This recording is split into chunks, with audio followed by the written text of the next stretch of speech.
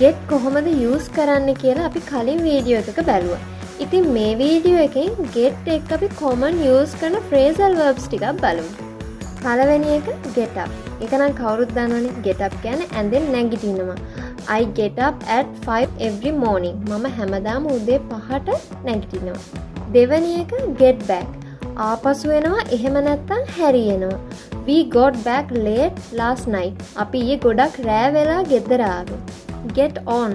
Get on කියන්නේ හොඳ සම්බන්ධතාවයක් තියෙනවා. එහෙම නැත්නම් අපි වාහනයකට නගිනවා. She got on the bus quickly. ඇය බස් එකට ඉක්මනින් නැග්ගා. Get off. Get off කියන්නේ වාහනයකින් බහිනවා එහෙම නැත්නම් ඉවත් කරනවා. He got off the train at the next stop. ඔහු ඊළඟ නැවතුමෙන් කෝච්චියෙන් බැස්සා. Get out. එළියට යනවා එහෙම නැත්නම් අයින් වෙනවා. Please get out of the car. කරුණාකරලා කාර් එකෙන් එළියට බහින්න. Get over. ඒ කියන්නේ ලෙඩකින් එහෙම නැත්නම් දුකකින් ඉක්මනට සුව වෙනවා නම්.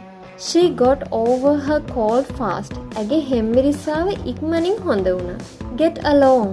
ඒ කියන්නේ සුහදව යාළුවෙන් ඉන්නවා කියන එක. They get along really well. ඔවුන් ගොඩක් හොඳින් සුහදව ඉන්නවා.